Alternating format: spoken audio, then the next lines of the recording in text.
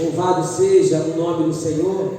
Nós, toda quinta-feira, última quinta-feira do mês, nós temos ministrado aqui na igreja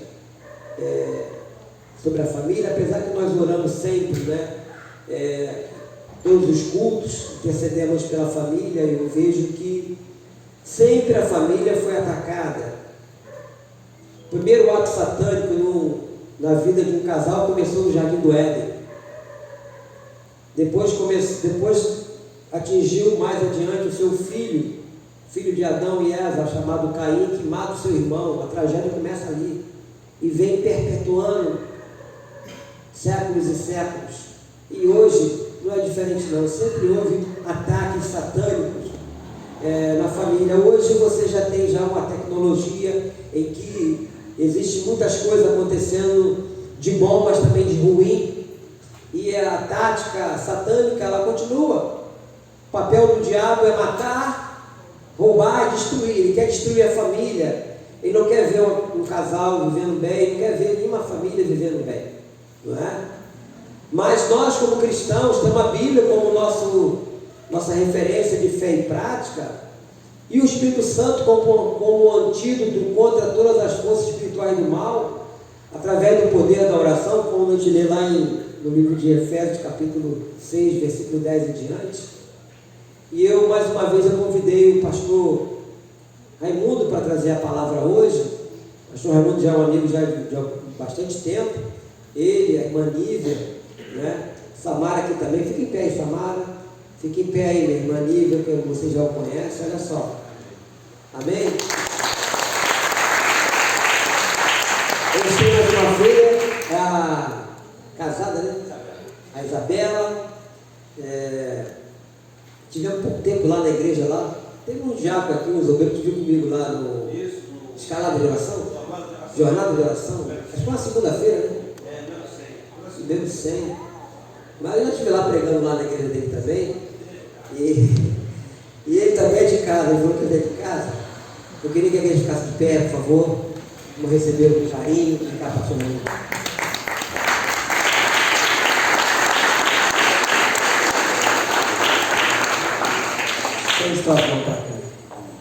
Querido Deus, Pai Celestial, mais uma vez recebemos o Teu servo com alegria, com satisfação, ó Deus, imensa em nossos corações, entendendo, ó Deus amado, que Ele tem uma vida forte com respeito à família para falar nesta noite. Não somente um discurso, mas uma vida forte. Por isso que eu convidei, ó Deus, que eu possa usá-lo nessa noite.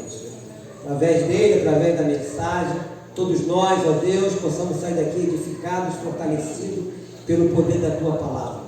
Abençoe o Teu servo, ó Deus. Que ele seja a Tua boca nessa noite. Peço isso e te agradeço. No nome santo do nosso Senhor Jesus Cristo. Amém?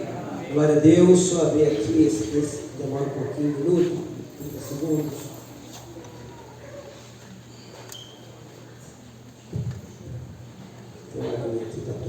Muito obrigado, pastor Levi. Obrigado à igreja. É bom estar aqui de volta. Amém? Uma alegria, quero dizer, da minha alegria, de prazer de estar aqui de coração. Sempre me sinto muito honrado em poder estar nessa casa de Deus, nessa casa de oração, pela alegria, pela vida do pastor Levi, da sua família. E é bom louvar a Deus e é bom estar em família. Amém? Tenho muito carinho pelo seu pastor. É um amigo e um mentor. Alguém porque eu tenho um carinho e um grande respeito.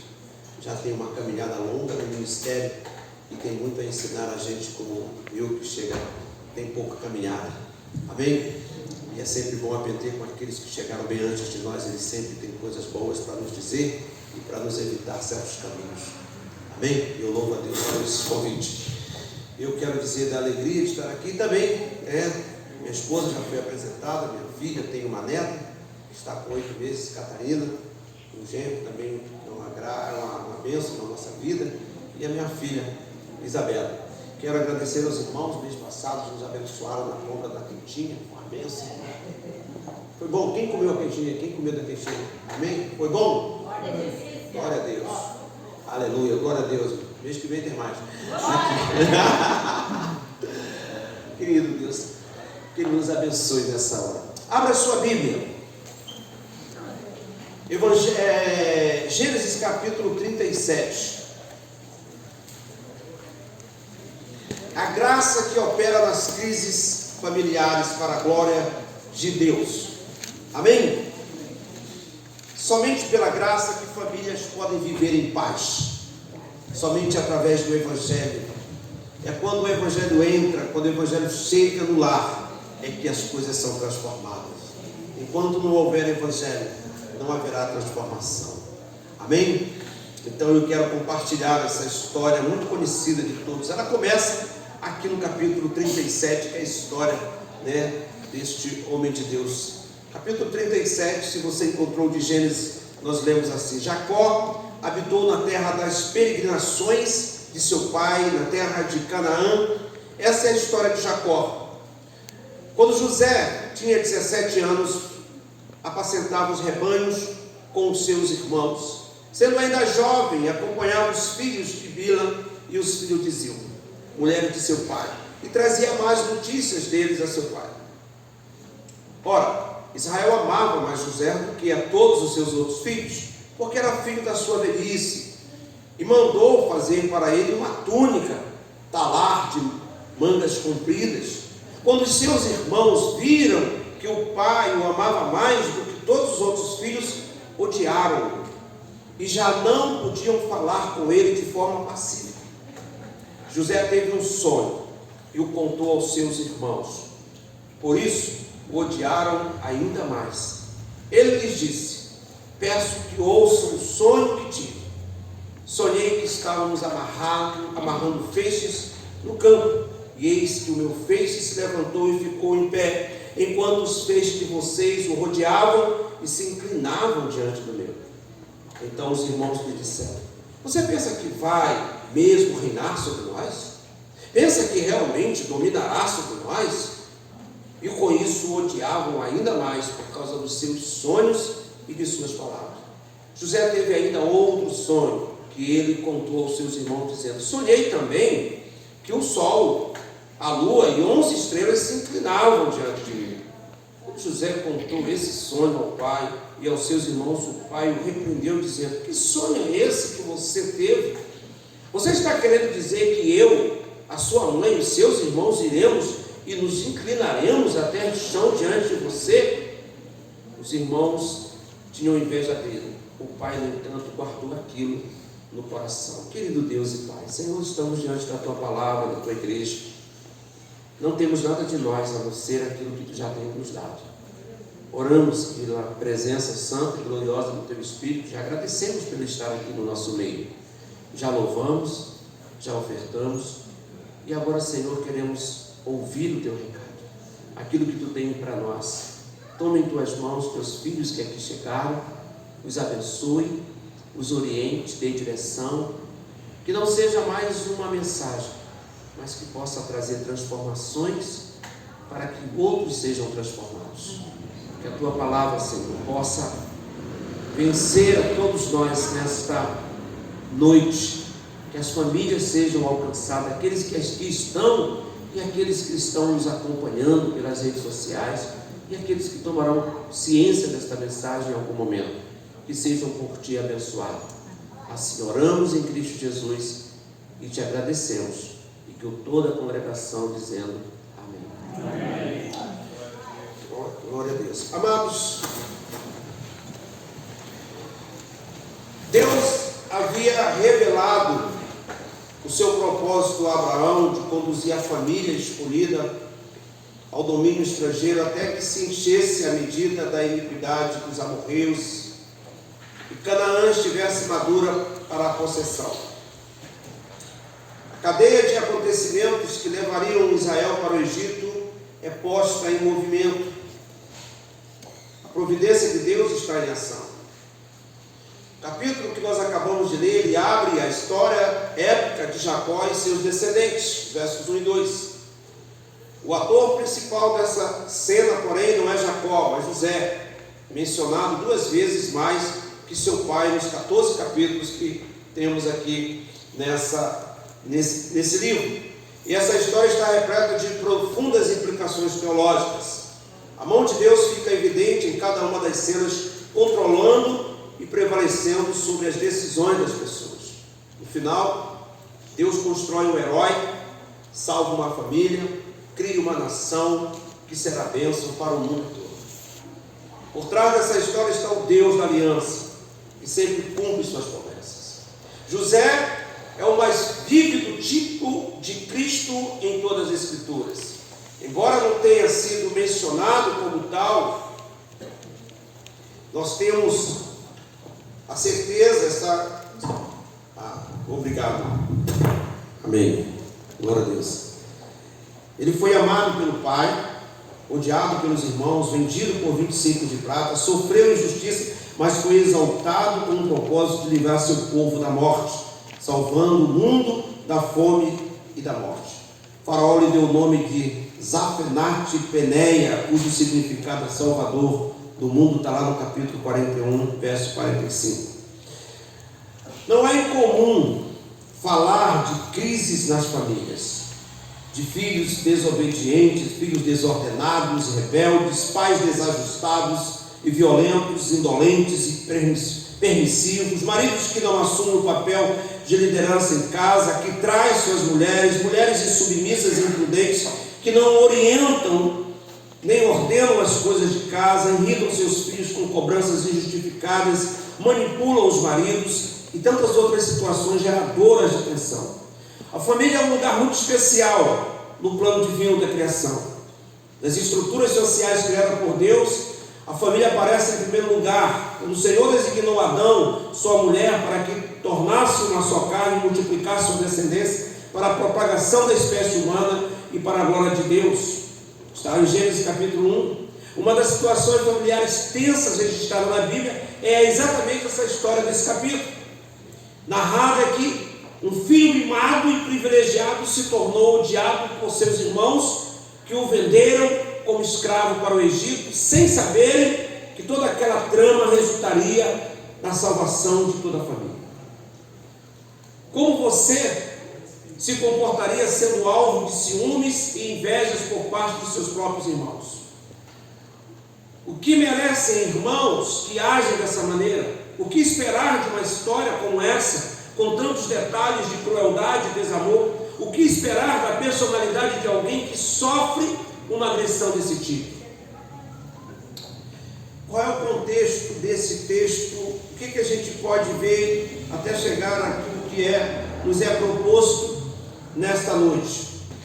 É bem provável que você já conheça essa história de José e o desfecho da situação, mas é sempre bom, mas é sempre conveniente lembrar alguns detalhes. Primeiro, José foi o filho caçula por muitos anos e se tornou mais tarde um grande líder, que salvou toda a sua família, dando-lhe abrigo em uma época de fome intensa e desilusão.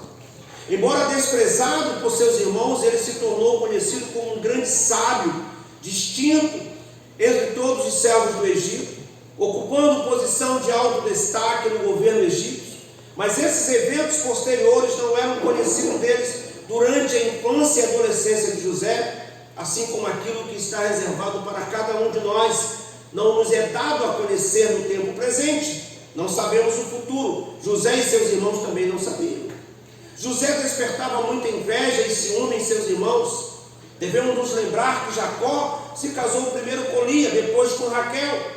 E com Lia teve 7 filhos e uma filha. Raquel, contudo, era estéril e se angustiou por essa condição. Ela tinha filhos que eram gerados por sua serva Bila, mas desejava ter sua própria gravidez. Deus então deu-lhe fertilidade, vendo Raquel a gerar José, capítulo 30 de Gênesis.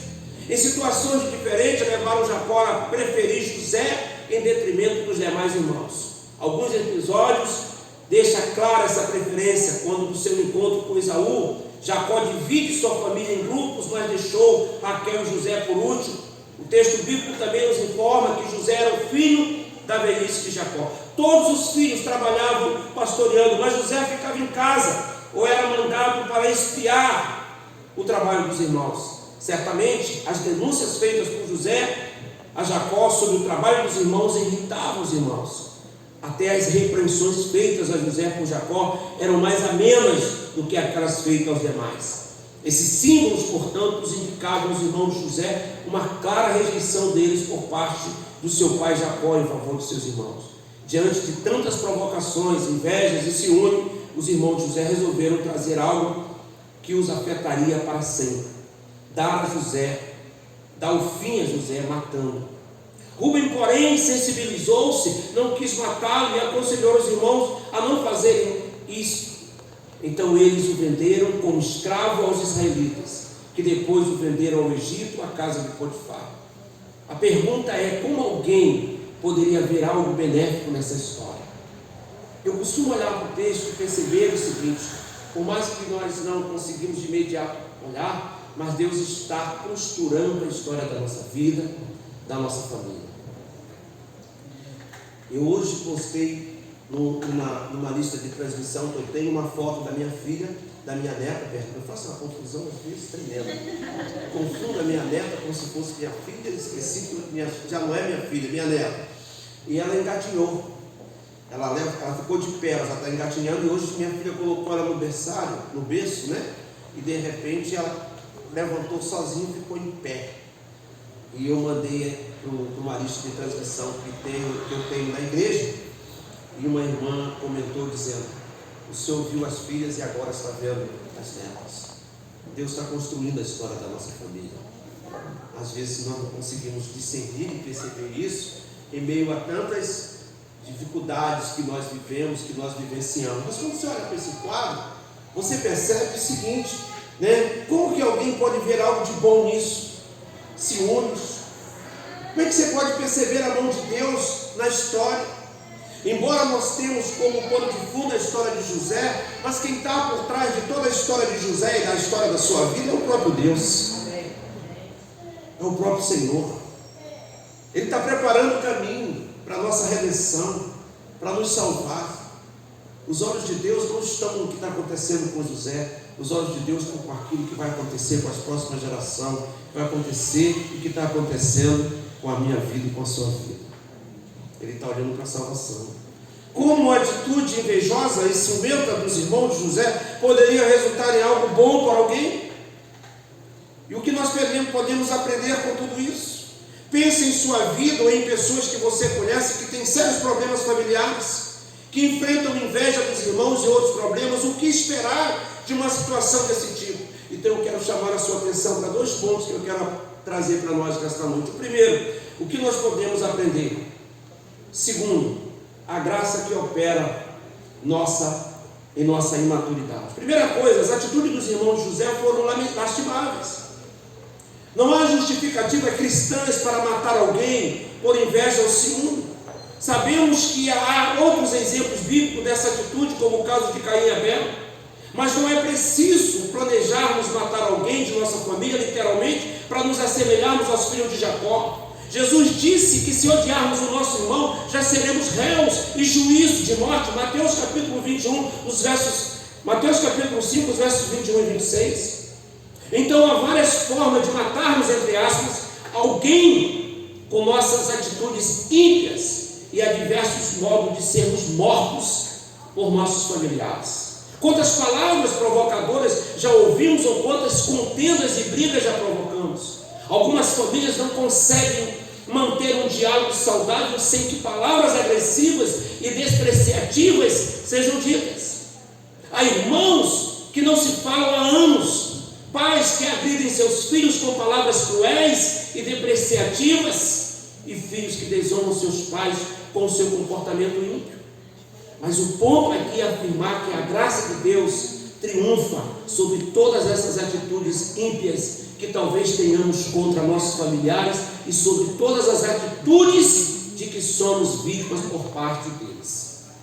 A história de José nos mostra que a atitude ímpia dos seus irmãos não foi determinante para moldar sua vida e seu relacionamento com Deus. O caráter de uma pessoa não precisa necessariamente ser determinado pelas circunstâncias familiares das quais ela vive. O que devemos considerar é a intervenção de Deus na vida da pessoa por meio da restauração que Cristo proporciona. Nenhum caráter se mantém o mesmo quando o Senhor intervém. Amém. Deus intervém. Quando Deus intervém, Deus muda tudo. Amém. Tudo começa com o Evangelho. Tudo começa com as boas novas, com aquilo que Deus começou através de Cristo por nós, daquilo que Ele está fazendo e daquilo que Ele fala. A graça opera sobre nossa imaturidade. José teve um pai omisso, uma mãe ausente e irmãos muitos mesquinhos. Jacó o mimou, jogou seus irmãos contra ele. Sua mãe, diante da sua dificuldade, o privilegiou. Há mães e pais que privilegiam um filho em detrimento do outro por alguma circunstância. Um filho se torna mais amado ou privilegiado por supostamente possuir qualificações especiais. José era cercado de desculpa, foi um filho da velhice, filho de uma mãe, de Mila, que não podia ter filhos, era o mais inteligente, por aí afora vai. Talvez você conheça uma história semelhante. Essas atitudes erradas de nossos familiares podem nos tornar pessoas imaturas, que se revoltam diante dessa situação e nos levam a matar, entre aspas, nossos familiares, fazendo-nos vítimas da história. Por outro lado, podemos amadurecer com circunstâncias desse tipo. O amadurecimento de José veio em razão de sua visão teocêntrica de realidade.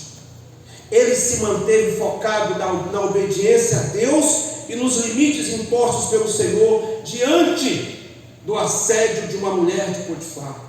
Por exemplo, ele não cedeu e preferiu ser fiel a Deus. Quando esteve preso, não se desesperou, não blasfemou contra Deus, não culpou as circunstâncias, não amaldiçoou os irmãos, mas se sujeitou sempre ao Senhor e lhe confiou o destino de sua própria vida e do Egito. Está narrado em Gênesis. A escolha dos nomes dos seus filhos apontou para a compreensão de que Deus está no controle de todas as situações da nossa vida. Manassés significa Deus me fez esquecer. Efraim, Deus me fez prosperar.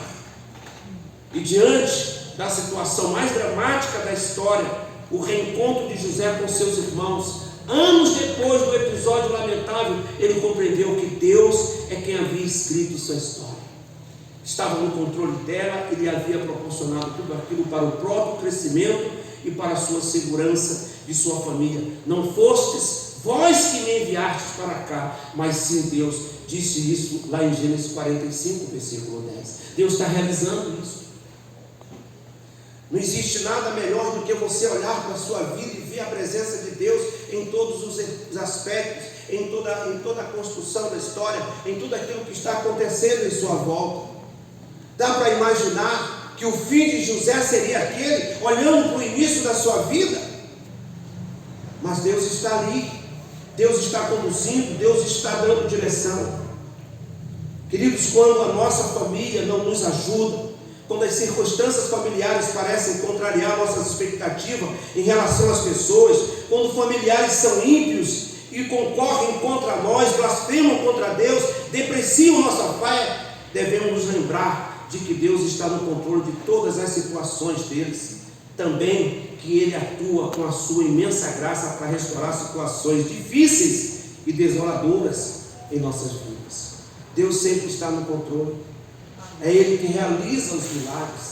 É Ele que realiza tudo isso na minha vida e na sua vida.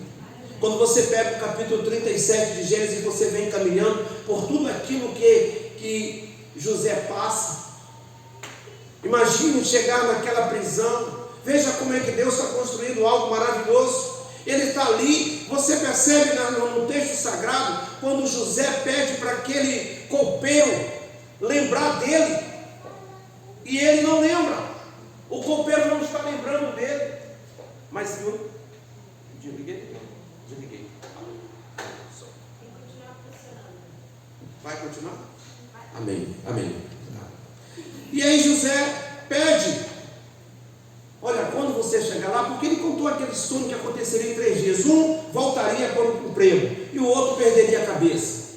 Eu fico brincando às vezes, eu olho para esse texto e eu me lembro, eu acho engraçado.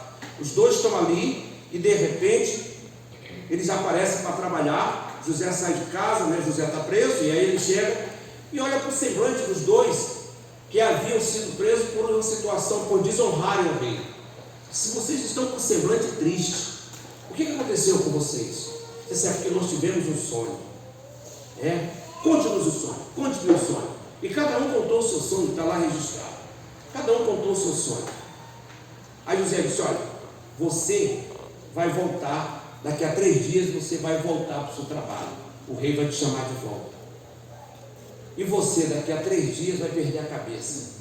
Eu digo sempre, se ele tivesse ficado calado, ele não precisaria sofrer tanto, né? Às vezes ficar calado é melhor, né? Mas ele quis saber também. Por que ele quis saber? Porque ele disse: puxa vida, se ele se deu bem nesse sonho, quem sabe o meu também não vai ser isso. Perdeu a cabeça. Mas aí José fala para ele assim: olha, eu quero que você, quando chegar lá, estiver bem, poxa, não esquece de mim, lembra de mim e tal. Ele chegou lá, o rei, ele assumiu o trono, foi tudo maravilhoso, ele nem quis saber de José. Mas quando você lê o texto depois, você vai perceber que lá na frente, o rei tem um sonho, né? E ele não discerne. Mas naquele momento, ele disse: olha, sabe, meu senhor, quando eu estava preso, naquele momento, naquele dia, lembra que o senhor me mandou preso? Eu fui parar na cadeia por uma situação. Pois é, tem um homem lá, uma família tal, que ele disse para a gente qual era o nosso sonho, e aconteceu como ele disse. Aí manda chamar José. Diz o texto sagrado que José tomou banho, fez barba, se preparou e tal. Você vê como é que é bacana? A gente quer vir para a presença de Deus, para a casa de Deus de qualquer jeito, não é verdade? Bota uma sandália qualquer, o cabelo todo desgranhado, né? Vem todo ruim para a igreja. Vamos para a igreja, né? Mas José não, lá diante do rei, ele foi todo bonitão. Quando ele chegou lá, o rei contou o sonho, disse tudo para ele, e ele realizou, revelou tudo que tinha para acontecer. Qual a lição que a gente tira? A lição é que é um tempo de Deus determinado para todas as coisas. Era o tempo dele, era naquele momento. E um outro aspecto: a glória não deveria ser do copeiro, a glória é de Deus. A glória dele é do Senhor. Deus havia o momento certo estabelecido para que aquilo acontecesse. Agora a pergunta, e eu estou caminhando já para a gente concluir: como você interpreta momentos de tensão em sua família? Como você lida com esses momentos de tensão? Você consegue ver o plano de Deus sendo executado em sua vida e descansa nele como soberano Senhor? Como que você consegue lidar com essas situações que você tem vivenciado de tensão? Imagine as injustiças que você pensa ter sofrido. E o que fazer? Ore a Deus em favor das pessoas que a cometeram e as perdoe. De todo o coração, entregando-as ao Senhor, rogando que a graça maravilhosa opere sobre sua família, sobre sua casa, sobre seu relacionamento, sobre seus filhos, sobre seu cônjuge, sobre seus familiares. Meus irmãos, como o pastor Levi acabou de dizer, Satanás veio para matar, roubar e para destruir. Satanás não quer ver a família vivendo bem. Ela quer ver a família dele, quer ver a família destruída, pessoas se desrespeitando, filhos desonrando o pai cometendo injustiça contra filhos e vice-versa. É isso que ele quer. Mas nós estamos vendo na história de um homem de Deus, como Deus trabalhou, como Deus agiu. Isso é a graça de Deus, isso não é outra coisa, isso é graça. Não é que José merecesse, mas Deus tem um plano na vida de José. Deus também tem um plano na sua vida de nos levar até as mansões celestiais. O melhor de Deus está por vir. Aí você pensa: meu Deus, o melhor de Deus para a minha vida, o que será? Será que é aquela chave que eu estou vendo? Não, estou vendo chave nenhuma na sua mão. Se tem alguma chave da sua casa, é do seu carro. O que será que você está vendo? O melhor de Deus para a sua vida, querido, é a eternidade. Não há nada que se compare com isso. A Bíblia diz: de que adianta ganhar todo o ouro e toda a prata e sua alma perecer no inferno. A gente ouve por aí pessoas dizendo: o melhor de Deus está por vir na sua vida, e as pessoas gritam e vibram com aquilo como se fossem coisas materiais. Cristo não morreu na cruz para você se tornar um milionário neste mundo, mas para você ser rico no céu, ser rico na eternidade. Foi por isso que ele morreu. Há uma teologia por aí que foca isso, e as pessoas vêm para Cristo pelas motivações erradas, e quando não acontece aquilo que elas esperam, elas saem, vão embora, abandonam. Que bênção é você ter essa família que você tem, você ter seus filhos, você ter seu cônjuge, você que quer construir. Ore, mas o melhor de Deus não é você casar para a sua vida, não é você ter filhos, não é você ter neto. Tudo isso é bom e maravilhoso. Eu digo que tudo isso que Deus nos dá são bônus, apenas bônus. O plano maior de Deus é nos resgatar de volta para Ele, para o primeiro amor. Esse é o plano dele para a nossa vida. Foi para isso que Jesus veio, para nos levar de volta para Deus. Não há outro caminho. Quando a gente olha para a história de José, a gente tem que pensar naquilo que Deus está fazendo. A Bíblia diz que Deus está em Cristo, reconciliando o mundo com Ele. Reconciliação, é isso que Ele quer, reconciliar a família, trazer de volta os filhos para junto do Pai. E quanto ao resto das coisas, ora, Pedro disse para Jesus: Senhor, eis que nós deixamos tudo e vamos te seguir. E o que é que a gente ganha com isso? Para você ver que esse negócio de querer ganhar não é coisa da agora não. Teologia da prosperidade já existia desde a época de Pedro, não é coisa da agora não. O que é que a gente ganha por deixar tudo? E Jesus disse: neste mundo vocês terão tudo, e no mundo por vir a vida eterna. Amém. O que for necessário, Ele não nos deixará sem suprir as nossas necessidades. E nós vimos na narrativa que Deus usa as más situações dos irmãos de Jacó para começar a cumprir o plano de fazer o governador dos irmãos de José. Para alcançar o seu objetivo, o Deus soberano prevalece sobre as intenções malignas dos irmãos de José. Qual é? Salvar ao fim e ao caso a vida do seu povo Israel, do qual depois virá nascer o Messias. Mais tarde, Israel tornou-se memorável esse episódio da sua história, que está lá no Salmo 105, dos versos 16 a 22. A história de José falou a Israel da soberana direção de Deus para o seu povo e da sua fidelidade à aliança. Diz o salmista: rendei graças ao Senhor, invocai o seu nome, fazei conhecido entre os povos seus feitos. Ao longo da sua história, Israel ficava muitas vezes perplexo com o mal que lhe sobrevinha. Onde está Deus? Será que Deus está dormindo? A história de José lhe trazia consolação. Não importa quão difícil as circunstâncias, Deus está no controle da sua vida, da sua família. Ele pode subjugar as más obras das pessoas e cumprir o seu plano de salvação. Essa é uma boa e profunda notícia. Deus usa até mesmo as más obras humanas para cumprir o seu plano de salvação. Nós vemos isso não somente na história de José, mas também na história de Jesus. José prefigura Jesus Cristo, mediante o seu sofrimento e a sua ascensão final como governador. José salvou o povo de Deus. Jesus, semelhantemente, mediante seu sofrimento, morte, ressurreição e ascensão, salvaria o povo de Deus. Atente para esses paralelos entre José e Jesus. Assim como os irmãos de José conspiraram contra ele para o matar, lá no capítulo 37, verso 18, também, segundo Mateus, os irmãos de Jesus, os sumos sacerdotes, os anciões, deliberaram prender Jesus, a traição e matá-lo. Mateus 26, 4.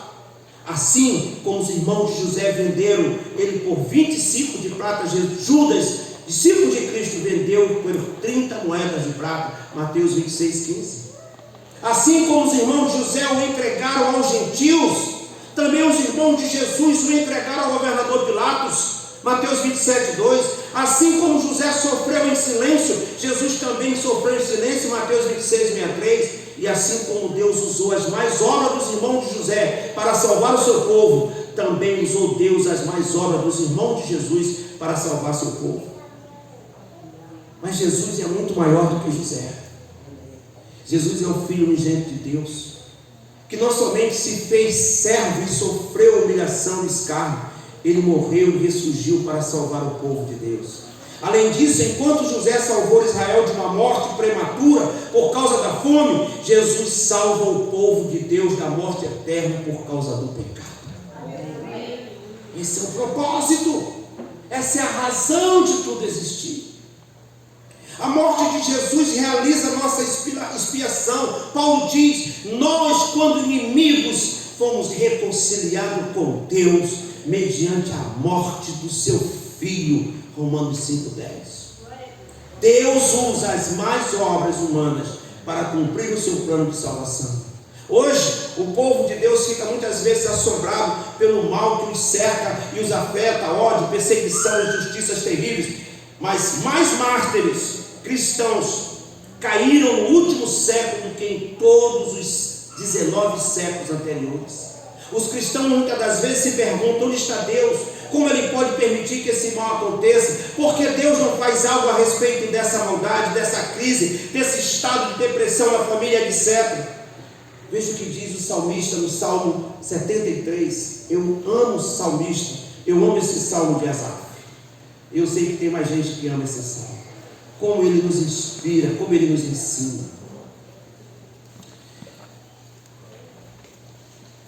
Asaf diz assim: de fato Deus é bom para com Israel, para com os de coração limpo.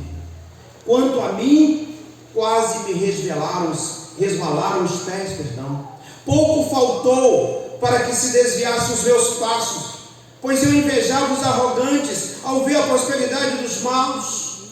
Para eles não há preocupações, o seu corpo é forte, sadio, não partilham das canseiras dos mortais, nem são afligidos com os outros. Por isso a soberba os cinge como um colar, e a violência os envolve como um manto. Os olhos saltam-lhes de tanta gordura, do coração deles brotam fantasia, zombam e falam com maldade, falam da opressão com arrogância, abrem a boca para falar contra os céus, e a língua deles percorre a terra. Por isso o seu povo se volta para eles, e os tem por fonte da qual bebe com avidez. Eles dizem: como Deus ficará sabendo? Por acaso o Altíssimo tem algum conhecimento? Eis que estes são os ímpios, e sempre tranquilo aumentam suas riquezas.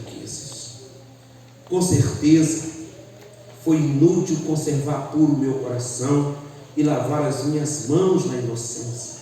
Às vezes você tira os olhos de Deus e olha para outras circunstâncias, para outras situações. O salmista está vivendo esse drama na sua vida. Ele está olhando para aqueles que prosperam, para aqueles que tu olha e vês e que está dando tudo certo. Mas ele vai chegar no momento nesse salmo, aqui no verso 13, ele diz: com certeza é inútil conservar puro o coração. Quantas vezes, inconsciente ou talvez conscientemente, a gente diz. Eu me lembro de um amigo que falou comigo a respeito de um membro da igreja que tinha perdido o emprego. Aí ele disse: puxa, ela perdeu o emprego, e eu queria ver se a gente conseguia ajudar, arrumando um emprego para ela, para trabalhar, porque eu tenho muito receio de que essa perda possa afetar a sua comunhão com Deus e ela se afastar da igreja. É triste ouvir isso. É triste ouvir essa preocupação. É lógico que devemos nos preocupar uns com os outros, com os nossos irmãos. Mas isso não pode nos afastar da presença de Deus. Isso não pode nos tirar do meio da comunhão do corpo. Se está difícil vivendo nessa comunhão, imagine ficar sozinho. Nós precisamos uns dos outros. Igreja é lugar de consolação. Igreja é lugar onde famílias se consolam e famílias se restauram. É na igreja. Lançaram recentemente pela Pronobis um livro chamado Ame a Sua Igreja. A importância de você pertencer à igreja, a sua igreja local, de você amar, de você ser família, de você se importar. É nesse contexto, meus irmãos, em que nós estamos aqui nesta noite, que nos consolamos, que nos somos restaurados, que ouvimos uma palavra um dos outros, de um do outro, que nos consola, nos ajuda, nos fortalece e diz: vamos ficar firmes, estamos juntos. Que nos ajudamos. Família é isto. E é fundamental e é importante. Então o salmista continua: pois no dia inteiro eu sou afligido e a cada manhã sou castigado. Se eu tivesse pensado em falar tais palavras, já aí teria traído a geração dos teus filhos, ó Deus. Aí ele vai para o verso 16, diz: em só refletir para compreender isso, achei que a tarefa era pesada demais para mim. Até que entrei aonde? Eu entrei no santuário e descobri qual seria o fim de quem? Daqueles para o Paulo está olhando. Aqueles que vivem sem Cristo, meus irmãos, têm um fim terrível. Mas aqueles que estão em Cristo terão um fim glorioso. Amém. Amém. Jesus está fazendo algo na sua vida. Realizou algo através de Cristo. Aquilo que Cristo fez lá na cruz. Aquilo que Cristo está fazendo aqui. E o que Cristo fará. Ele nos trouxe do império das trevas e nos trouxe para o Filho do seu amor. Hoje nós estamos vivendo uma vida na presença dele. Estamos diariamente sendo renovados, santificados. E um dia nós seremos glorificados. Um dia seremos glorificados. E ele diz: em só refletir para compreender isso, achei que a tarefa era pesada demais para mim, até que entrei no santuário e descobri qual seria o fim dele. Tu certamente os pões em lugares escorregadios e os fazem cair na destruição. Como são destruídos no instante, são totalmente aniquilados de terror. Como acontece com o sonho quando alguém acorda, assim o Senhor o desprezarás a imagem dele. Quando meu coração estava cheio de amargura e o meu íntimo se comoveu, eu estava embrutecido e sem entendimento. Era como um animal diante de ti. No entanto, estou sempre contigo. Tu me seguras pela minha mão direita. Tu me guias com o teu conselho e depois me recebes na glória. Quem tenho eu no céu além de ti? E quem poderia eu querer na terra além de ti? Ainda que a minha carne e meu coração desfaleça, Deus é a fortaleza do meu coração e a minha herança para sempre. Ele é a nossa herança. A história de José nos proporciona confortos em tempos difíceis. Deus não está ausente da sua família. Eu não sei como você chegou, não sei qual é a sua expectativa com esse culto desta noite, em que você gostaria que Deus estivesse falando ao seu coração. Mas eu quero dizer que Deus não está ausente da sua casa, não está ausente da sua família. Ele está serenamente trabalhando por trás das cenas para realizar o seu propósito. Deus pode levar adiante o seu plano de salvação, mesmo através das injustiças que sofremos. Mesmo quando parece que o mal governa um dia, Deus está no controle. Deus pode usar as obras pecaminosas do homem para realizar o seu plano de salvação.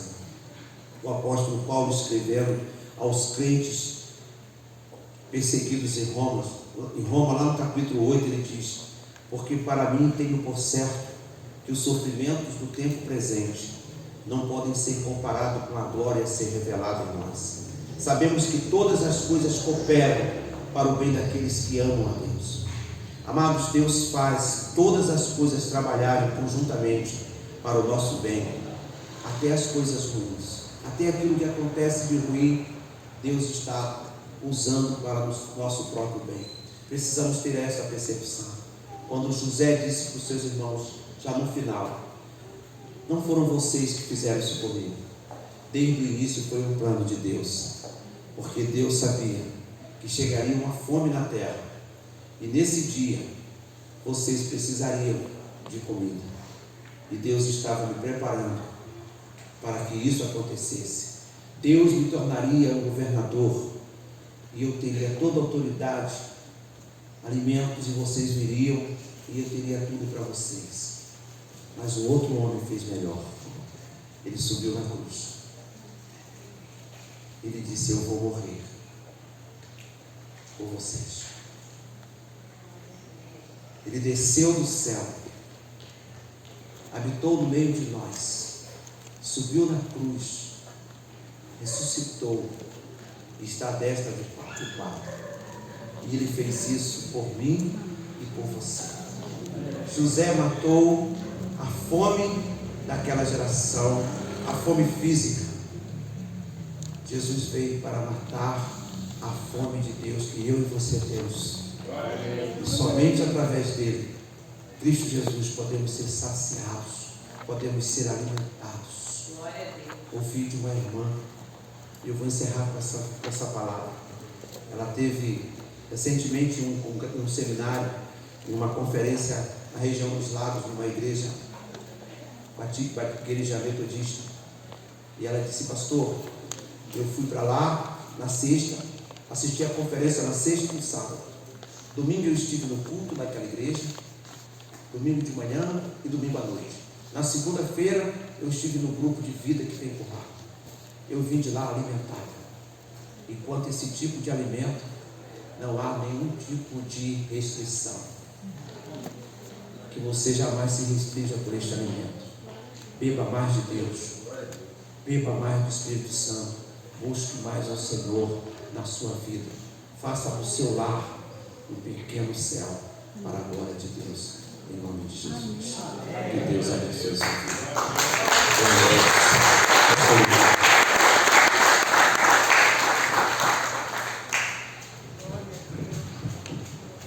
Peço que você fique de pé. Coloque a mão no coração.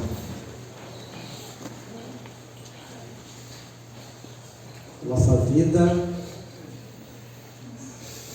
desde o primeiro dia que nos rendemos a Cristo, nós passamos a ser propriedade exclusiva de Deus. Mas nem por isso os problemas deixaram de bater a nossa porta, adentrar aos nossos lares. Jesus não nos enganou. Ele disse que no mundo nós teríamos o quê? Aflições. Mas teríamos que ter bom ânimo. E como eu falei no início, nunca a família foi tão atacada como tem sido nos últimos dias. De todas as formas. Mas, louvado seja o nome do Senhor, que nós temos um Deus vivo. Por isso que a nossa cruz é vazia. O nosso Senhor, a qual nós servimos, não é um Senhor morto, que tem que ficar pendurado no nosso pescoço e sendo levado para um lado e para o outro. O nosso Senhor, como diz lá em Isaías 41:13, Ele segura a todos nós pela nossa mão direita e nos diz: não temas, que eu te ajudo. Aleluia. Querido Deus, Pai Celestial, obrigado pela mensagem dirigida nesta noite, ministrada pelo teu servo, pastor Raimundo. Mais do que ninguém, tu conhece as vidas que aqui estão, as famílias, os lares aqui representados. Eu oro, Deus amado, por cada família. Eu oro, Deus amado, pelos pais, pelos filhos, pelas crianças, pelos adolescentes, jovens, adultos e idosos. Eu oro, Deus amado, porque eu acredito no poder da oração. Como igreja, nós somos a tua igreja, e as portas do inferno elas não vão prevalecer contra a igreja do Senhor. Diz assim a tua palavra em Mateus 16:18. Meu Deus e meu Pai, tome em tuas mãos cada lar. Visite, ó Deus amado, a necessidade dos meus irmãos, das famílias aqui.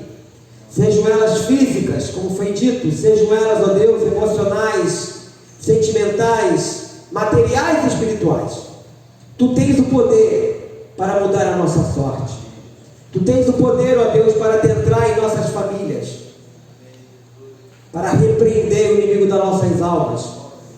Em nome de Jesus, que o agir de Deus se manifeste em nós, em todos nós, e que possamos continuar de cabeça erguida, entendendo aquele mesmo versículo 10, do capítulo 10, quando o Senhor fala que o ladrão vem somente para roubar e destruir, mas também diz que o Senhor veio para nos dar vida e vida em abundância. Nos apegamos, ó Deus amado, a esse final desse versículo, que o Senhor possa nos dar vida e vida em abundância, ó Deus amado, de alegria, de satisfação, de prazer, de bem-estar. Em o nome de Jesus, eu oro por todos os lares aqui, ó Deus. Eu oro por nossas famílias. Eu peço uma cobertura espiritual do Senhor. Cubra com o teu sangue, ó Deus amado, que a tua graça seja derramada em nossos corações. Aonde quer que formos e estivermos, tu possas estar conosco. Seja com as nossas crianças, seja com os nossos adolescentes, ó Deus, têm sido barbaramente atacados. Meu Deus e meu Pai, eu te peço isso. E como sacerdote, eu abençoo cada família, cada lar aqui representado, em nome do Pai, em nome do Filho e em nome do Espírito Santo. E que Deus Pai, Deus Filho, Deus Espírito Santo te abençoe e te guarde, meu irmão, minha irmã, e te dê a paz, amém? Boa noite, que Deus nos abençoe rica e abundantemente. E não se esqueça que Deus é bom todo o tempo. Amém.